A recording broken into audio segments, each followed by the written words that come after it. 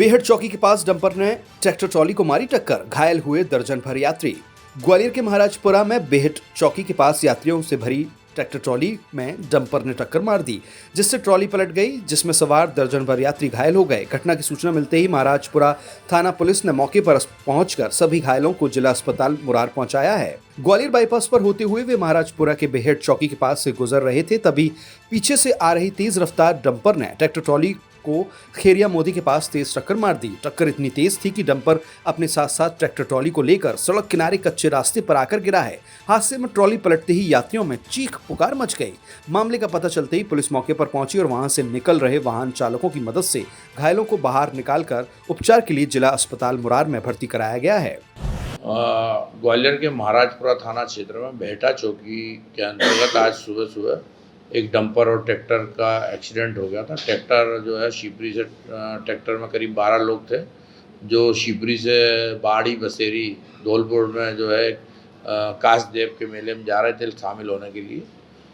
उसमें जो ट्रैक्टर में जो सवार थे 2 महिलाएं और 2 बच्चे, 4 लोग इंजर्ड हुए थे। तत्काल बेहटा पुलिस ने घटनास्थल पर जाके घायलों को अस्पताल को इलाज के लिए भेजा और जो वाहन चालक है उसके विरुद्ध कार्रवाई की जा रही है।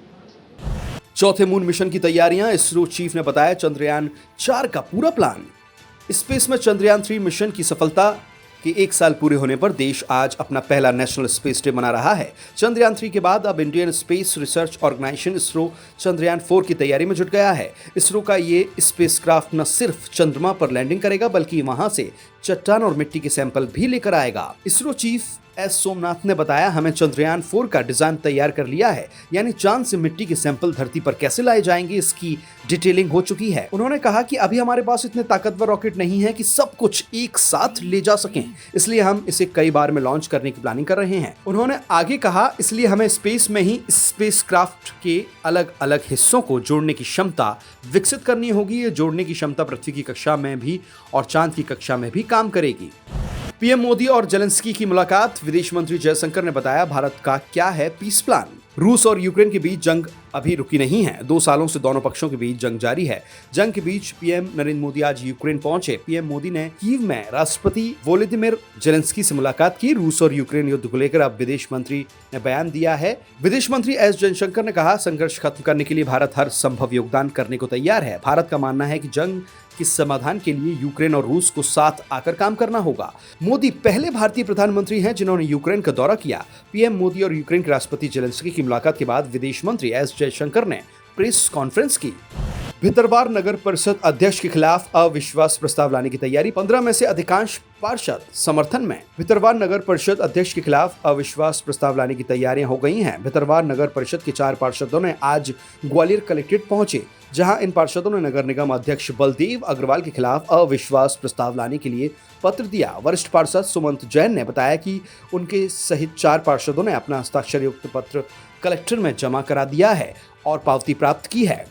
नगर परिषद में 15 पार्षद हैं, जिनमें से अधिकांश पार्षद अविश्वास प्रस्ताव का समर्थन करेंगे।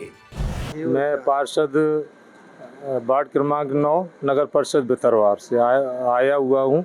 मेरे साथ अन्य हमारे 3 पार्षद हैं, शिव प्रताप सिंह यादव, अजय सिंह यादव और जितेंद्र सिंह परिहार।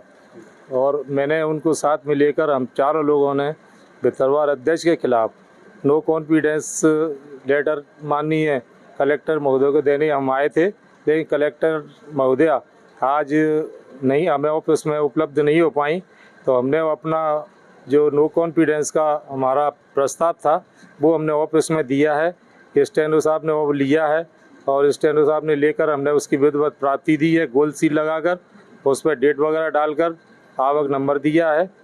और इस तरह से हमने आज अविश्वास प्रस्ताव पेश कर दिया। नहीं, अविश्वास तो इसलिए लाना पड़ा कि कुछ न कुछ मजबूर हम लोग हो जाते हैं। जैसे कि हम लोगों ने संकल्प लिया कि हमें नगर का विकास करना है, जब विकास कुछ हुआ नहीं है 2 साल में, पूरा विकास में अवरुद्ध पैदा हुआ है, किसी वार्ड में कोई काम नहीं हुआ। नंबर 2, करप्शन बहुत ज़्यादा नगर पालिका में बढ़ गया। लाइट और स्वच्छता अभियान में जो हम पहले अव्वल रहा करते थे, आज स्वच्छता की स्थिति है कि भितरवार के अंदर गंदगी का ढेर लगा हुआ है। ये सारी चीज़ें हमको ऐसा भी लग रहा था कि भविष्य में भी हमारा विकास बाधित होगा, और इन सब चीज को इंगित करते हुए हम अविश्वास प्रस्ताव लाना हुआ। नहीं, हमारे साथ तो मेजोरिटी है, इसलिए हम अविश्वास लेके आए। जो हमारा 2/3 का बहुमत हमको आवश्यक है, वो 2/3 बहुमत हमारे पास है और हम बहुत बड़े कॉन्फिडेंस में हैं। निश्चित रूप से हम अब सफल होंगे। महाविकास अघाड़ी ने वापस लिया महाराष्ट्र बंद का कॉल। बॉम्बे हाई कोर्ट ने कहा था बंद बुलाने का अधिकार नहीं। महाराष्ट्र के ठाणे के बदलापुर मामले को लेकर बुलाए गए बंद को अब वापस ले लिया गया है। मामले में विपक्षी पार्टियों ने कल 24 अगस्त को महाराष्ट्र बंद का कॉल किया था, हालांकि अब इसे वापस ले लिया गया है। हाई कोर्ट के आदेश के बाद शरद पवार ने अपील करते हुए कहा कि संविधान का सम्मान करते हुए कल का बंद खत्म करना चाहिए। उद्धव ठाकरे ने कहा था कि बंद इसलिए बुलाया गया है ताकि सरकार महिला सुरक्षा के मुद्दे पर गंभीर हो। हालांकि बॉम्बे हाई कोर्ट ने राज्य सरकार को बंद बुलाने वालों पर सख्ती बरतने को कहा है। शुक्रवार को महाराष्ट्र बंद के बारे में कुछ याचिकाओं पर सुनवाई करते हुए मुख्य न्यायाधीश देवेंद्र कुमार उपाध्याय की अगुवाई वाली बॉम्बे एचसी पीठ ने कहा कि अदालत राजनीतिक दलों को उनके महाराष्ट्र बंद के साथ आगे बढ़ने से रोक देगी। देश दुनिया की सभी खबरें देखने के लिए जुड़े रहिए आचरण न्यूज से। आचरण न्यूज, हर कदम आपके साथ।